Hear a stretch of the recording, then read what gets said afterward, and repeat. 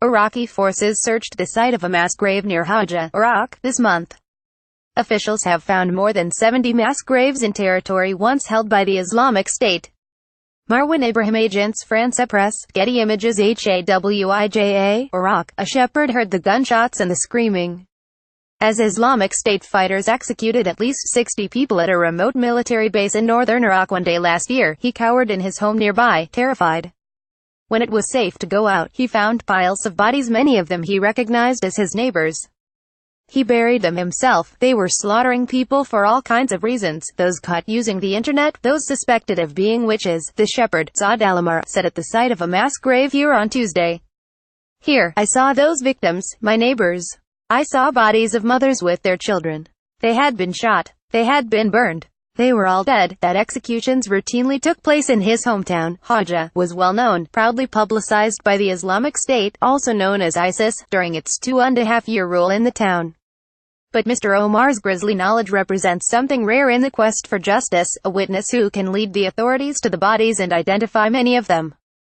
As Iraqi officials declared Friday that they had taken the last Iraqi town held by the Islamic State, reducing the group's self-declared caliphate to a tiny remnant on the Syrian side of the border, they are still trying to comprehend the scale of the group's horrors. So far, they have found the sites of more than 70 mass graves, numbers that have overwhelmed the nation's police and forensics resources as well as the Iraqis' international partners helping to search for tens of thousands of missing people. In September, the United Nations Security Council empowered a special advisor to help Iraq investigate potential war crimes, including mass killings, committed by Islamic State. The advisor's team will not arrive in Iraq until early 2018. Given the limited resources and costs of forensics, it is unclear how many mass graves could be properly exhumed, let alone how many, if any, suspects could face justice. In Hawija, a small town in a flat, arid valley in southwestern Kirkuk province, the head of civil defense, Col. Brahim Adi al-Jabouri, said he fielded numerous, frantic requests each day from families searching for news of loved ones. For him, the quest for answers is deeply personal. 2 of his cousins were detained by local Islamic State operatives and never seen again. One, a 45-year-old father of 6, Nawaf al-Abdullah, had worked as an interpreter for American troops at the United States military base in Hawija.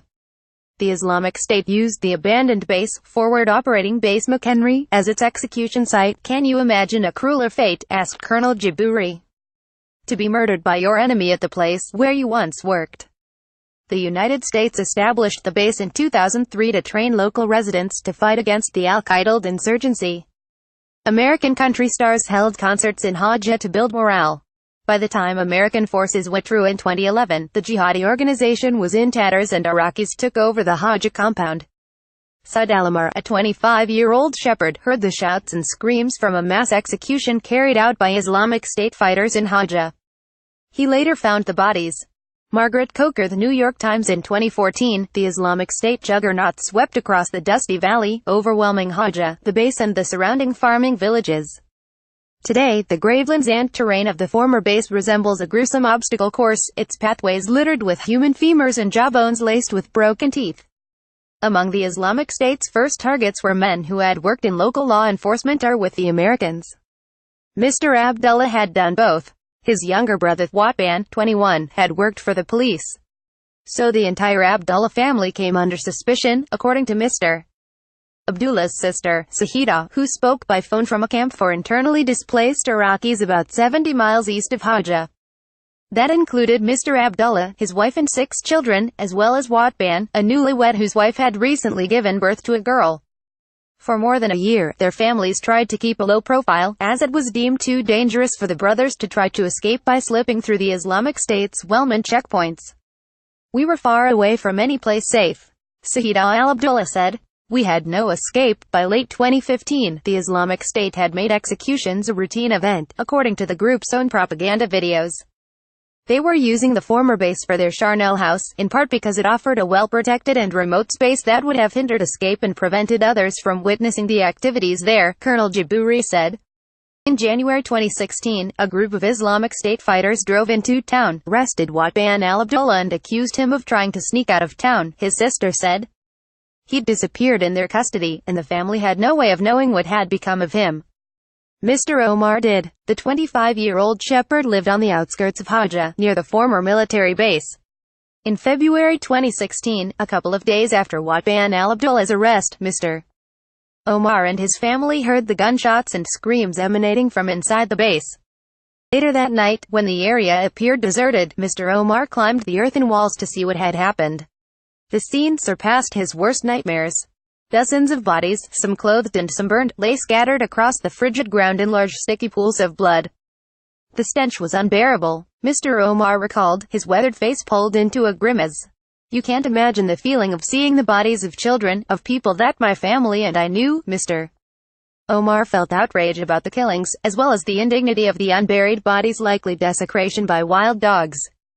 He shook off his fear of being discovered by Islamic State and tried to do the decent thing for the victims.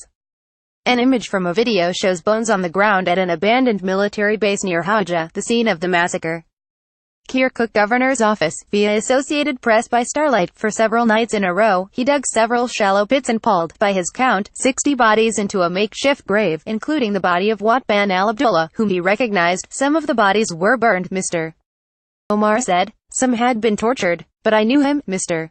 Omar got word to the Abdullah family about what he had seen.